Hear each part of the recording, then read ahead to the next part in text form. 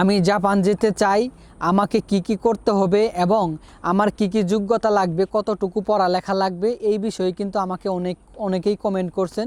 আজকে আমি এই বিষয়টা ক্লিয়ার করব যে আপনি জাপানে যে আসবেন সেই বিষয়ে আপনার কি কি প্রয়োজন বা আপনার কি কি যোগ্যতা প্রয়োজন লেখাপড়ার, এবং জাপানিজ ভাষা কতটুকু প্রয়োজন, এবং আপনার কি কি দরকার, সমস্ত কিছু এই ভিডিওতে থাকবে। যারা যারা জাপানে আসবেন বা আসতে চাচ্ছেন তাদের জন্য এই ভিডিওটা খুবই ইনফরমেটিভ হবে।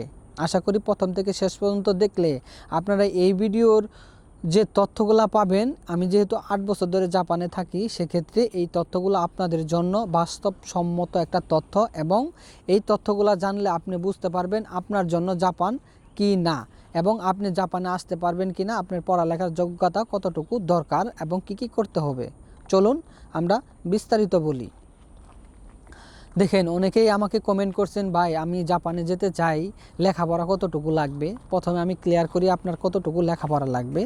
তো বিশেষ করে জাপানে যে আসবেন সেক্ষেত্রে আপনার পড়ালেখা লাগবে, যেহেতু আপনি যদি SSW ভিসাতে আসেন সেক্ষেত্রে আপনার কিন্তু পড়ালেখা লাগবে। কত?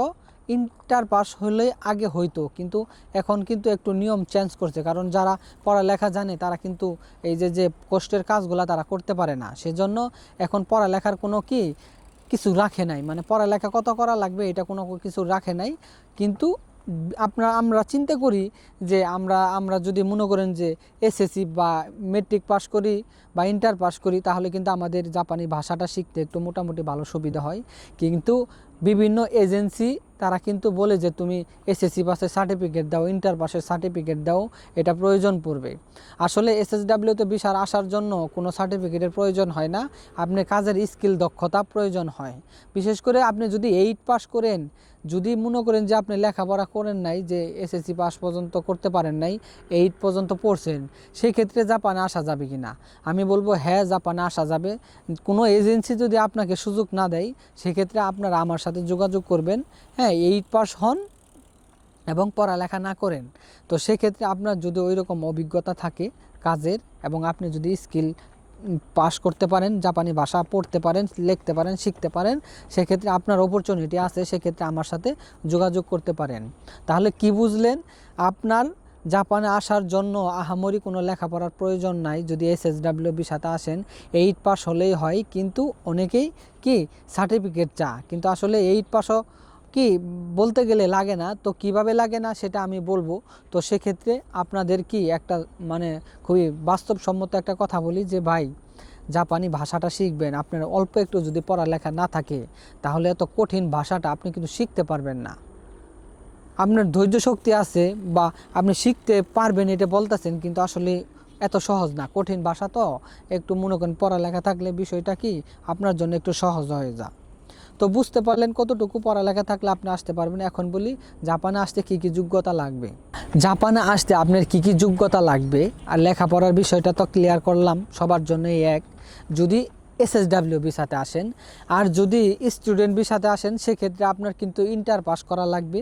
আর যদি ইন্টারন্যাশনাল জব ভিসাতে আসেন সেক্ষেত্রে আপনার গ্র্যাজুয়েশন বা ডিগ্রি কমপ্লিট থাকা লাগবে, এবং আপনার কিন্তু জাপানি ভাষার দক্ষতা লাগবে। তো চলুন আমরা জানি যে জাপানি ভাষার কতটুকু দক্ষতা লাগবে কোন ভিসাতে, এবং যে আমরা আপনার ওই SSW ভিসাতে তো আসবো, যেহেতু আমরা সহজভাবে SSW ভিসাতে আসতে পারতেছি, সেক্ষেত্রে আমাদের একটা গুরুত্বপূর্ণ বিষয় জানা দরকার। সেটা হচ্ছে যে বিষয়টা যে আমরা জাপানে আসবো, কিন্তু কি কি দক্ষতা লাগে এগুলো যাচাই বাছাই কোথায় করবে এগুলো পরে বলবো। আগে বলি কি আপনার দরকার আছে।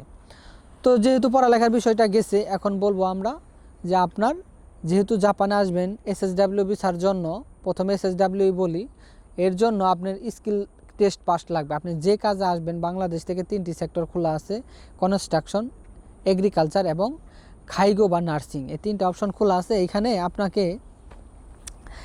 আপনাকে পাস করতে হবে স্কিল টেস্ট, এবং পাস করতে হবে N4 বা GFT বা নাট টেস্ট। এগুলো রিসার্চ করেন আমার কথা অনুযায়ী।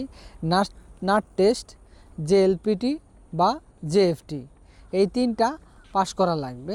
জেএফটি আমি একটা কথা বলি, জেএফটি 250-এর মধ্যে পরীক্ষা হয়, আপনাকে 200-এর উপরে পাইলে N4 লেভেল, মানে আপনাকে N4 লেভেল পাস করতে হবে। জাপানিজ লেভেল একটা লেভেল আছে N4 বলে, N5 থেকে শুরু, তো অনেকেই জানেন, আর যারা না জানেন তাদের জন্য একটু ক্লিয়ার করলাম। আর হচ্ছে আপনার স্কিল টেস্ট লাগবে, যদি যে কাজ আসবেন, এই 3টা কাজ বললাম যে বাংলাদেশ থেকে আছে, এই 3টা কাজের স্কিল টেস্ট পাস করা লাগবে, পাস করলে আপনি জাপানে আসতে পারবেন। এখন বলি স্টুডেন্ট তারা কেমনে আসবে। স্টুডেন্ট ইন্টার পাস লাগবে এবং N5 পাস লাগবে। N5-এ এখনও হচ্ছে না, কেন হচ্ছে না, অনেক মানে চ্যালেঞ্জ বাইরে গেছে।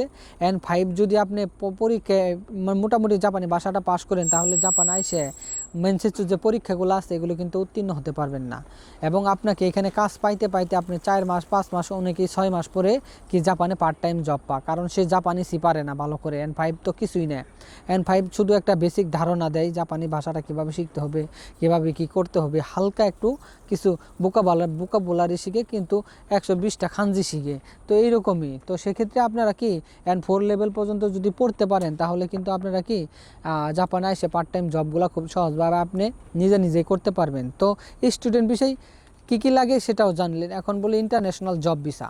ইন্টারন্যাশনাল জব ভিসাতে এখন বাংলাদেশে যে পরিস্থিতি, বাংলাদেশ থেকে N5 করে এজেন্সিগুলো পাঠাইতেছে, কিন্তু দেখেন জাপানে এখন যে একটা ক্রাইসিস চলতেছে, যে ইন্টারন্যাশনাল জব ভিসা তারা পড়ালেখা ডিগ্রি করে এক বিষয়ে এবং জাপানে এসে কাজ করে অন্য বিষয়ে, এবং বাংলাদেশ থেকে 20 লক্ষ 14 লক্ষ থেকে শুরু করে 20 লক্ষ টাকা দিয়ে জাপানে আসার পরে কী হয়, মোটামুটি ভাষা কোনোটাই শিখে না, অমনি আইসে পড়ে কেউ, আবার কেউ N5 দিয়েও আইসে পড়ে, এখানে আইসে কিন্তু জব পাওয়া যায় না। তো সেক্ষেত্রে আপনাদের কি করতে হবে, যদি ইন্টারন্যাশনাল জব ভিসাতে যারা আসবেন, সেক্ষেত্রে আপনাদেরকে একটা কি যে একটা লেভেল আছে B2 বলে, এবং আরেকটা লেভেল আছে JLPT N2 বলে, বা নাট টেস্ট N2 বলে। তো সেক্ষেত্রে আপনারা যদি N2 বা B2 পাস করতে পারেন জাপানিজ লেভেল, এবং আপনার যে কাজের একটা অভিজ্ঞতা আছে, বাংলাদেশে কি কাজ করছেন এবং আপনি কি বিষয়ে লেখাপড়া করছেন, সেই বিষয়কে আপনি ইন্টারন্যাশনাল জব ভিসাতে আইসে জাপানে খুবই ভালো বেতনে চাকরি করতে পারবেন। তো অনেকেই আমাকে কমেন্ট করছেন, ভাই কিভাবে কি মানে জাপানে যাব, অমুক যাব, তমুক যাব, কী যোগ্যতা লাগে। তো আমি বিশেষ করে এই ভিডিওতে মোটামুটি ক্লিয়ার করলাম যে আপনার যোগ্যতা এবং কি লাগে তো জাপানে আসার জন্য।